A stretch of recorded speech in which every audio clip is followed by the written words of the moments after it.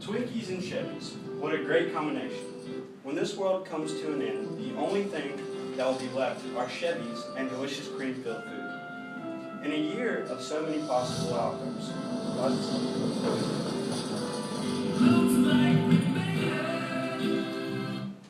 why I was still playing before can we restart?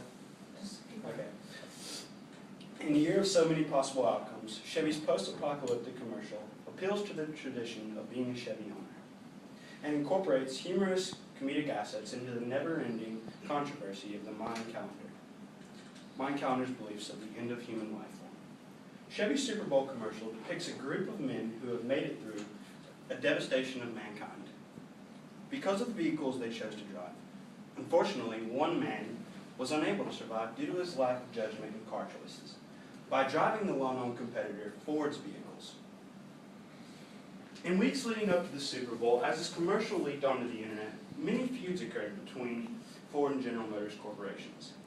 Lynn Matizak, a council member from Ford's legal department, said, accordingly, Ford demands that Chevrolet immediately cease and desist from making any unsubstantiated and despairing claims regarding Ford's pickup trucks.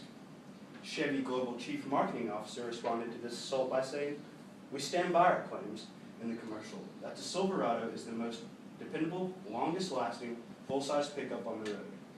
We can wait until the world ends, and if we need to, we will apologize.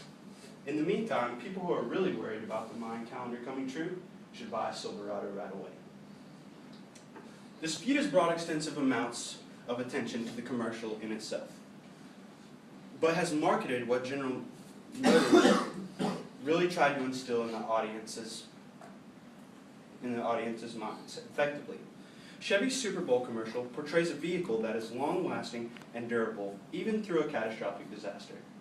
A vehicle withholding all the values and traditions General Motors has come to propose their products as being.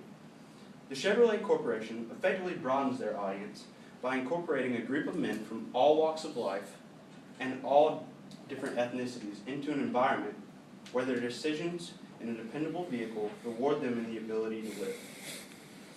Closely paying attention to this commercial, you would have noticed that the men did not all drive the exact same model of Silverados. Chevrolet incorporates an older '56 Chevy, along with many of the later models leading up to the 2012 Silverado being marketed in the commercial. Chevy incorporates all these vehicles to produce a visual seal of approval, saying no matter what may occur in your life, we can promise you that our vehicles will stand the test of time and be the longest lasting vehicle on the road, or in this case, what's left of the road.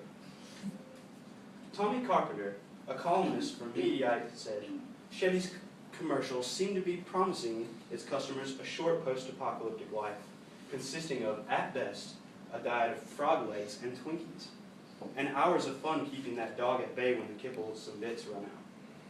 While all this may be true, considering the evidence left in commercial, we've got to wonder, what was Chevy's reasoning for this incorporation of fallen frogs and Twinkies? These objects create a humorous and comedic aspect to the overall spectrum of the setting. Chevy's direct attack at its competitor Ford effectively grabs the attention of the audiences around the world and left many people laughing at the fact that the Ford's corporation was even brought up. Chevrolet effectively grabs the attention of a humorous-minded audience who would find the commercial especially funny in its context. When the commercial begins, we are shown a newspaper article depicting a headline saying, 2012, Mayan Apocalypse, Will the World End Today? General Motors Corporation effectively appeals to the emotion of the audience by bringing up this controversial issue of the Mayan calendar coming true. Many people watched as Chevy automobiles passed a big boy, which is considered a traditional American icon. This added tool jumps out at the generations prior to us, who grew up seeing the large overalled wearing American boy on the earliest television screens and ads. Many would say it was a bad idea using this setting and context due to its very close resemblance to the Mayan calendar's beliefs of an apocalypse dating to this calendar year. But in all honesty, I find that it really helped draw a large group of people to listen in on what Chevy was really trying to message to the audience. Its visual tools grabbed the attention of people across the world, and by the end of the commercial, people are left with a humorous, happy, and reassuring voice of the American television dad, Tim Allen. With all of these elements drawing in an audience, who may have wondered why Chevy would bring up such a touchy subject? We can conclude that Chevy creates valid points and markets their products well through this catchy commercial. They effectively grab the attention of all audiences and include all types of people within their commercial.